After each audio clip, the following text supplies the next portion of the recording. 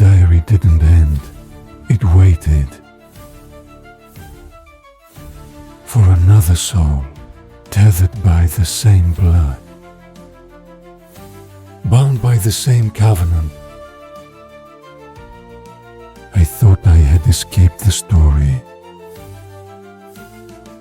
but the story had only just remembered me. The Crimson Covenant has been reopened.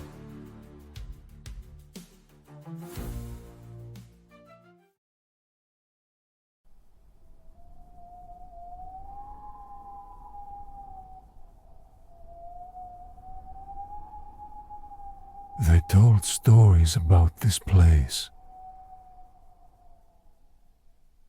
A staircase carved not by hands, but by regrets. Each step hewn from the bones of those who tried and failed to sit on the throne at the bottom.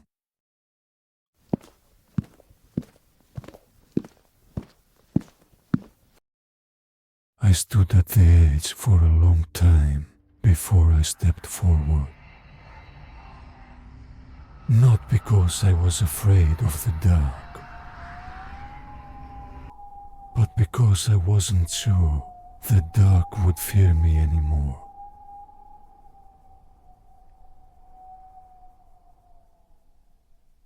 There were no guards, no warnings, just the wind, thick with voices that knew my name before I ever spoke it. She once said the moonlight tells the truth only when no one's watching, and tonight it was watching.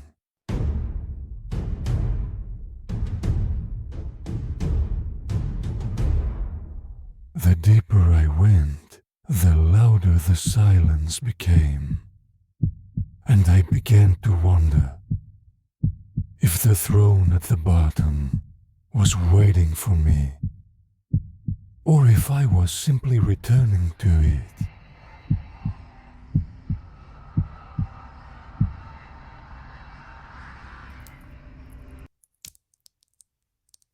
They never mentioned the blood, or the smell, or the way the stone remembers every footstep like a heartbeat. And then, the last step, it wasn't made of stone.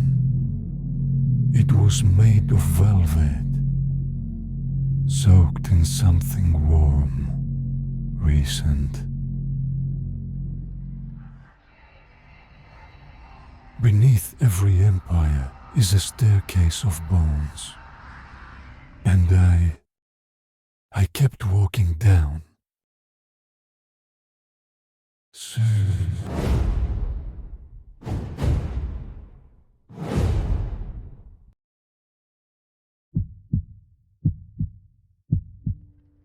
At the bottom of the staircase, the air changed. Not colder, but thicker, like walking into someone else's breath. The hall was draped in velvet once red, now rusted with age and ash. Every curtain sagged as if mourning. Not a death, but a memory that refused to die.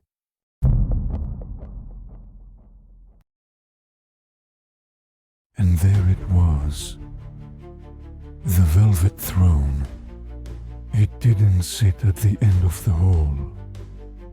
It waited, leaning slightly forward like a predator mid-lunge.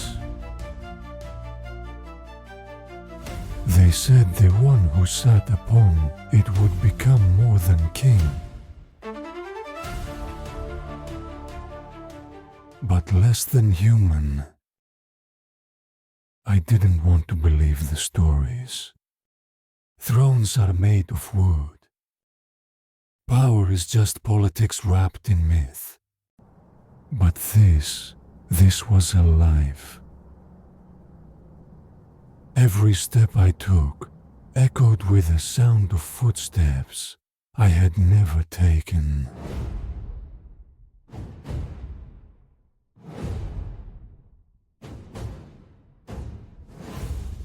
As if the throne already knew my weight, my sins.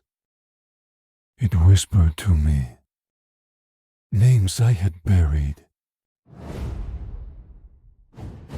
faces I had drained, and then it asked me one thing.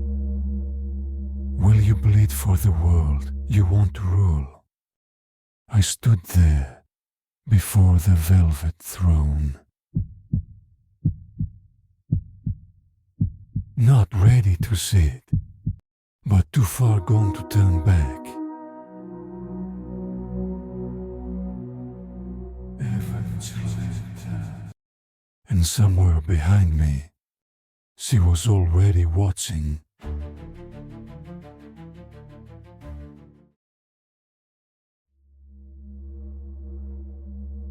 I felt it before I saw her.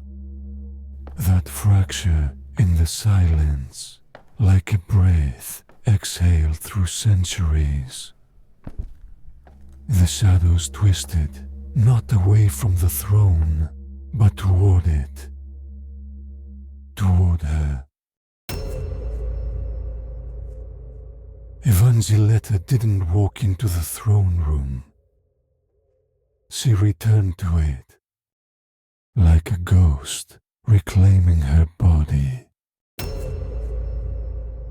And she wasn't alone. The Sisterhood came with her, silent, watching. The presence felt like teeth in my spine. I had always thought she needed saving, that beneath the cruelty and riddles was a woman cursed, trapped by fate, forgotten by her blood. But I was wrong. The throne doesn't need a king. It remembers its queen, she said. It wasn't love. It was design. Every touch, every whisper was orchestration. A composition written in centuries, and I was only a note in her chorus. She didn't need my crown. She needed my bloodline to wake the throne. I thought I was descending into destiny, but I was only walking into the trap she spent lifetimes perfecting. You thought this was about you. You're just the one who lived long enough to see me rise. And in that moment, I knew the truth. I wasn't the heir.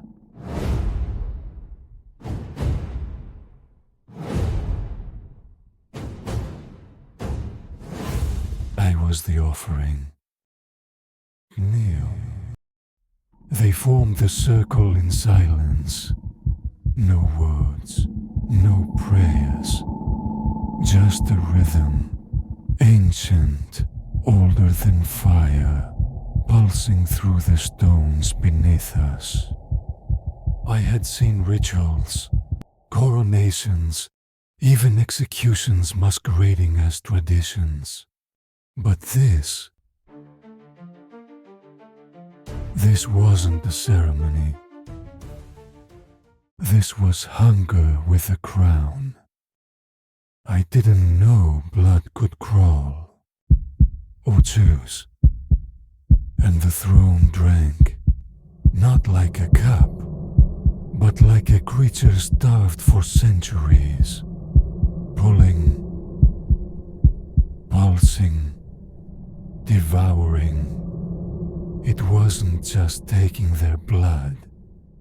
It was reading it, deciding The throne accepts only those willing to bleed for the world they crave. And in that moment, I understood. This wasn't about power. It was about willingness, about what you were ready to sacrifice. Even if it meant becoming something unrecognizable to yourself. Succession was never a gift. It was a curse, willingly embraced, and I was starting to wonder if I'd already given too much, or not nearly enough. I remember her touch, light as ash, her voice, softer than wind over a crypt. I mistook her hunger for tenderness, her silence for safety. I thought I had found the only place left in the world that didn't want to devour me. But the truth is, it did. She did. She studied me like scripture, measured me like a goblet, not for what I felt, but for what I was. Calmly and cruelly, Evangeletta said, I needed the Viremont line to awaken the throne. You were never the king, Alondrus. You were the key. And in that instant, everything we were cracked.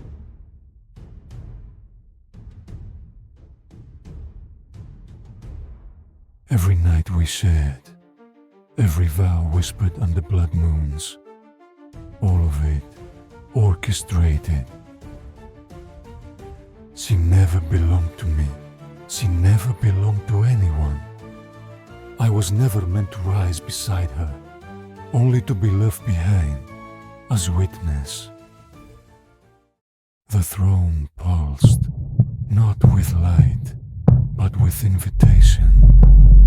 Not with warmth, but possession. Two paths cracked open beneath my feet. One led to her, to Evangeletta, radiant in ruin, flanked by the Sisterhood. The other, into cold, howling dark.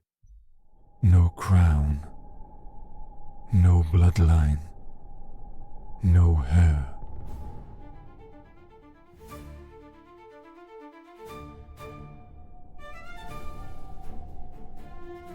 She didn't beg me to stay. She didn't whisper my name like she used to. She only waited, like the throne was already mine to kneel before.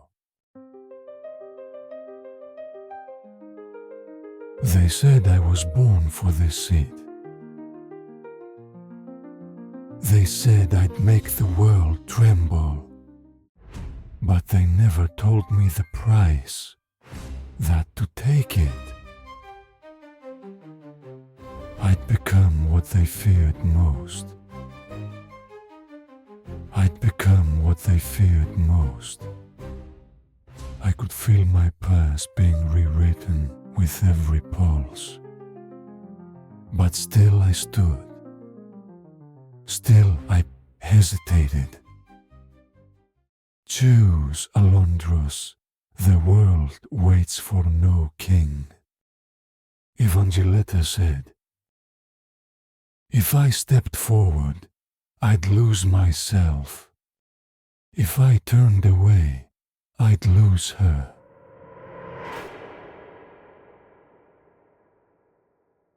And somewhere in the firelight, I realized this was never about love.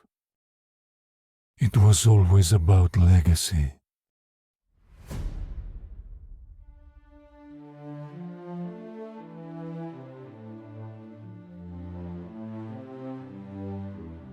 They carved a destiny in my blood.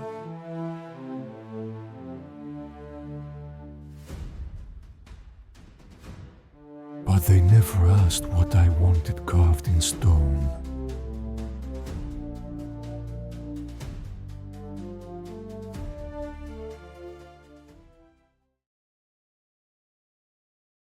It wasn't forged. It wasn't placed. It was summoned, born of every betrayal, stitched into this room. The crown hovered, bone twisted through silver, cold and glistening, like a wound that refused to close. They say power waits to be taken, but this one chose who it would destroy. She watched me. Evangeletta, with that stillness she wore like a mask. The Sisterhood behind her, silent, waiting for my ruin to complete the circle. Every step forward was a step away from who I once was. I thought I came for justice, but all I ever wanted was to be chosen by her. My hands didn't shake, they burned. And still, I didn't place it on my head. I bent, laid it at her feet, not as surrender, but as damnation. You win, I said, but you'll wear it alone. There was no triumph in her eyes, only recognition of the truth she'd buried beneath seduction and strategy. That love was never my weakness. It was my final weapon. She could take the throne, the power of the kingdom made of shadows and blood.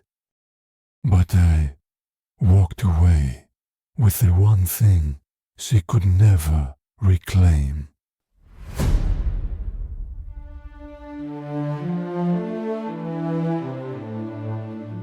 My will. The throne did not wait. It reached for her, velvet, splitting into tendrils, soft as breath, cold as centuries. They coiled around her wrists like a lover's touch and a jailer's grip all at once. She didn't flinch. She didn't ask permission. She sat. And the throne exhaled. The crimson folds pulsed. The bones inside it cracked open, reshaped, not for comfort, but for power. Beneath her, the floor shivered. Runes long buried lit up, veins of silver and red, crawling across the stone like roots awakened from slumber. Her eyes changed, no longer just red, but black-ringed, depthless. Not rage, not madness, something older. The Sisterhood bowed. The room dimmed, like even the candlelight dared not gaze upon her. This was never about love, she whispered. It was about memory, and memory chose me. And so the queen returned, but the world she rules now fears her name.